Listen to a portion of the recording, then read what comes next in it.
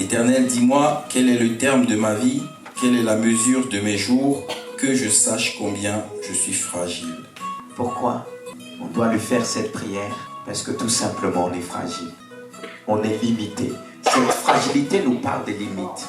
On est tous limités sur la terre, on ne va pas vivre éternellement. Et si je suis conscient, je lui ferai cette prière en lui disant: l'Éternel, dis-moi quel est le terme de ma vie. Il y a un terme à tout sur la vie terrestre. Car il y a ceux qui vivent sur la terre comme s'ils vont vivre éternellement, jusqu'au jour où la maladie arrive et les touche, les rend conscients. Mais si je suis conscient, ça ne veut pas dire que pour être conscient, il faut attendre que je sois malade, qu'il m'arrive quelque chose. Par le Saint-Esprit, je dois être conscient. Si je lui ai dit: enseigne-moi, qu'est-ce que le Saint-Esprit va nous faire? Il est dit, c'est le consolateur, celui qui nous révélera. Jésus avait dit à ses disciples: je ne peux pas tout vous dire maintenant parce que vous ne pouvez pas le porter. Mais aujourd'hui, Dieu peut tout nous dire à cause du Saint-Esprit. Ça ne veut pas dire qu'il ne voulait pas être que ses apôtres, disciples soient vraiment ses confidents à l'époque. Et ils n'avaient pas le tout, ce qui pouvait leur permettre de porter le message de Jésus-Christ. Mais aujourd'hui, nous pouvons le dire, même si nous sommes limités, nous pouvons porter par l'aide du Saint-Esprit, parce que le Saint-Esprit est éternel. Il connaît le cœur du Père, il connaît ses pensées. Alors si je lui fais une prière d'humilité, qui dit: l'Éternel, quel est le terme de ma vie? Est-ce qu'on lui pose cette question? Chrétiens que nous sommes, est-ce que ça nous arrive de dire combien de temps il me reste? Certes que Dieu ne va pas te dire: tu vas mourir demain, tu vas mourir dans un temps. Mais le fait que tu lui demandes, le Saint-Esprit va t'orienter à l'essentiel. Tu ne vas pas perdre du temps, parce que tu étais clair dans ta prière. Et si tu rajoutes ceci, on dit: quelle est la mesure de mes jours? C'est-à-dire, tout est détaillé avec Dieu. Il sait que le jour, certes il y en a qui partent avant le jour qui a été vraiment tranché comme on a Samson, avant le temps. Il y a beaucoup, même des chrétiens, qui ont provoqué les choses avant le temps. Ça ne veut pas dire des chrétiens qui nous ont partis comme ça. Il peut avoir un manque de sagesse. On va dire: ah, Dieu l'a repris. Mais est-ce que Dieu voulait le reprendre? Il faut s'interroger. Parce que si on dit: Dieu, quelle est la mesure de mes jours, et que je sache combien je suis fragile, que je suis limité, que je sache pour pouvoir pallier à ce temps-là, gérer le temps. Est-ce que c'est le cas aujourd'hui? N'est-ce pas, on dit: Seigneur, bénis-moi, bénis ma maison, bénis ceci. C'est une prière à faire. Il y a encore une autre. Eric va nous le lire. C'est dans Jean 9,4. Jean 9,4. Il nous faut travailler tant qu'il fait jour aux œuvres de celui qui m'a envoyé. La nuit vient où personne ne peut travailler. On a des dons, mais les dons doivent nous emmener à travailler. Parce qu'il arrivera un temps que tu ne pourras pas exprimer ce que tu as reçu. Est-ce que tu suis? C'est pourquoi il est important de dire, pas simplement: montre-moi, enseigne-moi, mais aide-moi à mettre en pratique. Nous avons beaucoup reçu, mais il y a ceux et celles qui ne mettent même pas en pratique ce qu'ils ont reçu. Même moi, je me dis: Seigneur, est-ce que j'ai vraiment commencé 100% à mettre tout à l'œuvre, ce que j'ai reçu? C'est important de s'interroger. C'est ce qui va te emmener à t'oublier. C'est ça le chrétien aujourd'hui, il est trop centré sur lui. Mais si tu utilises ces prières en disant: il nous faut travailler tant qu'il fait jour. Et quand l'esprit d'Antéchrist va se manifester de plus en plus. Regardez l'apôtre Paul à son temps. Il disait déjà, l'esprit d'Antéchrist agissait déjà à cette époque. Qu'en est-il maintenant? Si la Bible nous dit qu'il faut travailler pendant qu'il est jour, on peut évangéliser facilement et sortir. Il arrivera un temps que tout sera fermé. C'est là que vous allez vous lever. C'est là que, quand l'église sera enlevée, là viendra la nuit. C'est là beaucoup vont précipiter. Seigneur, on était là. Ça me fait penser au peuple d'Israël. Quand Moïse a choisi 12 espions, qu'est-ce qui s'est passé? Ils sont venus. Il n'y a que Caleb et Josué qui ont donné un bon rapport. Les autres un mauvais rapport. Et quand Dieu a tranché après, c'est là qu'ils sont levés. On va combattre. Le jour n'était plus avec eux. C'était trop tard. Parce qu'arrivera un temps, on dit, la nuit vient où personne ne peut travailler. Quand vient la nuit, les ténèbres, qui peut travailler? Et ça sera la nuit. Ça sera les ténèbres. Et aujourd'hui, beaucoup de chrétiens dorment pendant qu'il fait jour. Dieu nous demande de travailler. Dieu nous dit de le dire: Seigneur, montre-moi, enseigne-moi comment je dois travailler, comment je dois faire les choses. Mais si il fait nuit pour toi aujourd'hui, quand sera-t-il? Quand il fera vraiment nuit. Tu vas appeler ça quoi, hein? Tu vas appeler ça comment? Si là il fait encore jour pour lui, on vit les temps de la grâce, il fait jour. Mais frère, si on lâche là, quand sera-t-il quand tu resteras? Dieu t'enseigne maintenant à bien compter tes jours. t'enseigne, il te montre la vérité. Dieu te révèle les choses, peuple de Dieu. Ressaisis-toi. Ne regarde pas ta vie. Comme je disais à mes enfants, je ne vis pas pour moi, je dois vivre pour les autres. Ça ne veut pas dire que je néglige ma vie. Je n'ai pas le droit de négliger ma vie. En prenant soin de ma vie, je prends soin de Dieu, parce que je suis le temple du Saint-Esprit. Mais si je prends soin de mon Dieu, ça ne veut pas dire que je néglige les autres. Mais j'ai dit, Seigneur, enseigne à bien compter mes jours. Et dit, afin que nous appliquions notre cœur à la sagesse. Qu'est-ce que Dieu veut dire par là? C'est-à-dire, comment appliquer son cœur à la sagesse? Qu'est-ce qu'il veut dire par là? On va les découvrir à travers les versets que j'ai soulignés. Est-ce que s'appliquer, c'est s'efforcer de faire? Mais comment le faire? Beaucoup de disciples ne considèrent plus l'avenir. Il y a des autres, certains vivent le jour au jour. Et ton avenir dépend de maintenant. Ton éternité dépend de maintenant. Ce qui va déterminer ton avenir avec Dieu, c'est ta relation que tu mènes avec Dieu maintenant. Quelle est ta relation avec Dieu? Est-ce que ta relation avec Dieu dépend de ton mari, de ton enfant et de ta femme?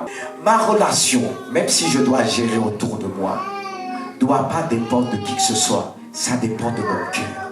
Ça dépend de ma relation, mon amour que j'ai pour mon Dieu. Je dis toujours, Dieu, tu ne trahis jamais. Tu es toujours fidèle. Je n'ai pas le droit de dire, on m'a fait ça, moi je vais faire aussi. Non. Est-ce que c'est Dieu qui m'a fait ça? Est-ce que c'est Dieu?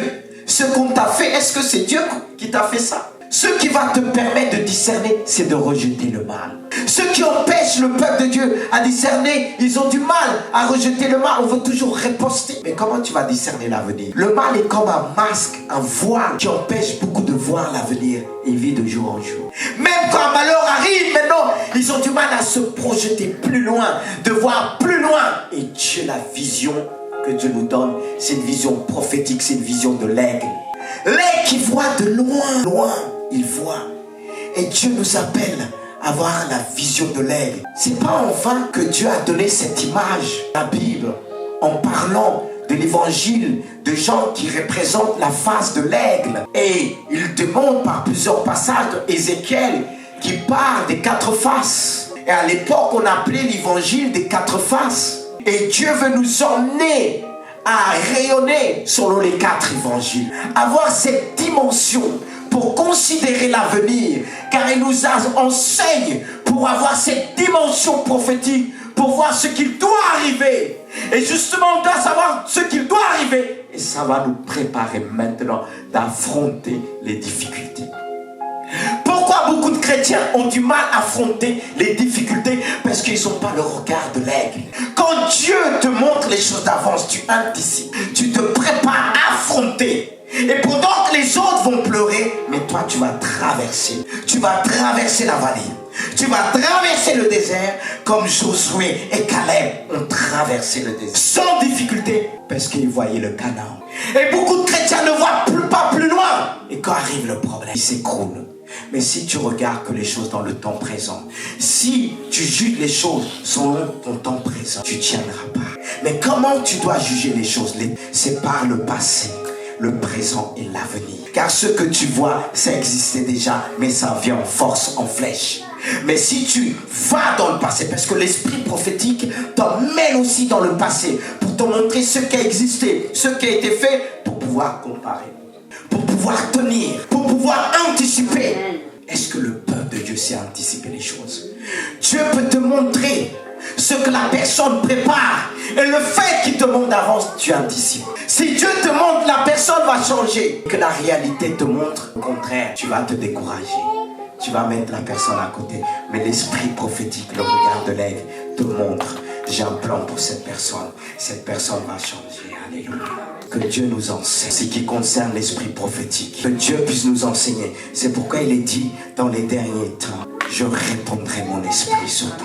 Vos fils et vos fils prophétiseront. Vos jeunes gens auront des visions et vos vieillards des songes. Non seulement des songes, mais la capacité d'expliquer les songes. Bien-aimés de Dieu, on est gâtés. On est gâtés. Et le diable sait qu'on a tout. Et certains se disent, les sorciers, mais si les chrétiens savaient le potentiel qu'ils ont, le potentiel, pendant que tu pleures, il y a certaines voix, l'étoile que tu as, la lumière que tu as, il dit, mais pourquoi il pleure? Avec tout ce qu'elle a, il pleure. C'est Si elle savait ce qu'elle a, elle se réjouira devant Dieu. C'est pourquoi la Bible dit réjouissez-vous. C'est dans ce sens-là qu'il nous invite à se réjouir. Quand je regarde la parole de Dieu, quand je plonge dans la parole de Dieu, je ne peux que me réjouir. Et la tristesse ne prendra pas place. Parce que la parole de Dieu ne laisse pas la place de s'installer. Donne la place à ton cœur et tu verras la gloire de Dieu. Amen. Et la suite encore dans Job. Qu'est-ce que Job nous dit? La crainte du Seigneur, c'est la sagesse. S'écarter du mal, c'est l'intelligence. C'est ça. Appliquer son cœur à la sagesse. C'est aussi la crainte de Dieu. S'écarter du mal, comme je l'ai dit tout à l'heure. Et c'est l'intelligence. Il ne s'agit pas de l'intelligence des hommes, mais l'intelligence du Saint-Esprit. On pourra dire quelle intelligence. Tu vois, quelle sagesse. Et la sagesse de Dieu, elle produit l'intelligence, je dirais même surnaturelle. L'intelligence qui dépasse l'entendement des hommes. Cette sagesse qui va te donner l'autorité sur le mal. Parce qu'il faut savoir une chose, que depuis que l'homme a péché, le mal avait le dessus. L'homme ne pouvait pas se débarrasser du mal. Pour se débarrasser du mal, il lui fallait un miracle. Et ce miracle, c'est Jésus. C'est pourquoi la Bible nous montre la sagesse de Dieu se trouve en Jésus-Christ. C'est Jésus-Christ qui nous a donné le pouvoir sur le mal. C'est pourquoi il dit que là où le péché a abondé, la grâce de Dieu a surabondé. La grâce de Dieu a surabondé. S'écarter du mal, c'est pas donné à tous. Parce que le mal attire. C'est pourquoi certains ont dit, le péché, il est mignon. Mais le péché doit pas être mignon pour moi. S'il était mignon pour moi avant, il est plus mignon pour moi. Il m'attire plus. Il me séduit plus. Parce qu'aujourd'hui, j'ai l'autorité de le dire. Dégage. J'ai l'autorité de le dégager. Mais pour toi peut-être, tu dis, ah, il est mignon, le petit lion là, que tu caresses, il va grandir, il finira par te croquer. Pas simplement te croquer, le lion il déchire. Aujourd'hui, Dieu nous a donné la capacité, l'autorité de marcher sur l'eau scorpion. Fouler le long sur le. Aucune puissance éternelle ne pourra tenir. Si tu mets en pratique ça. Si tu mets en pratique, tu diras au péché au mal, tu ne peux plus rien me faire. Tommy pourra se présenter devant tous ces séducteurs qui font, vous pouvez rien me faire. Même ceux qui disent, oui, pasteur, c'était une femme, je ne pouvais pas résister. Ceux qui trouvaient, oui, j'avais pas. L'autorité de Dieu, c'est l'autorité. Si tu ne peux pas rester, fuis comme Joseph. Fuir aussi, c'est une force, c'est une forme de sagesse. Parce qu'il ne faut pas toujours dire, hey, j'ai l'autorité de Dieu. Deux fois, il faut fuir. C'est la sagesse que Dieu te donne. Et Dieu nous donne cette sagesse de s'écarter du mal. C'est aussi fuir comme je. Même si elle est restée avec ses vêtements, tu restes avec mon vêtement, mais tu ne resteras pas avec mon corps. Tu restes avec mon. Tu peux calomnier, mais pas avec mon corps. Je ne vais pas te donner mon corps pour souiller mon corps. Parce que mon corps est le temple du Saint-Esprit. Mon corps est le temple du Saint-Esprit.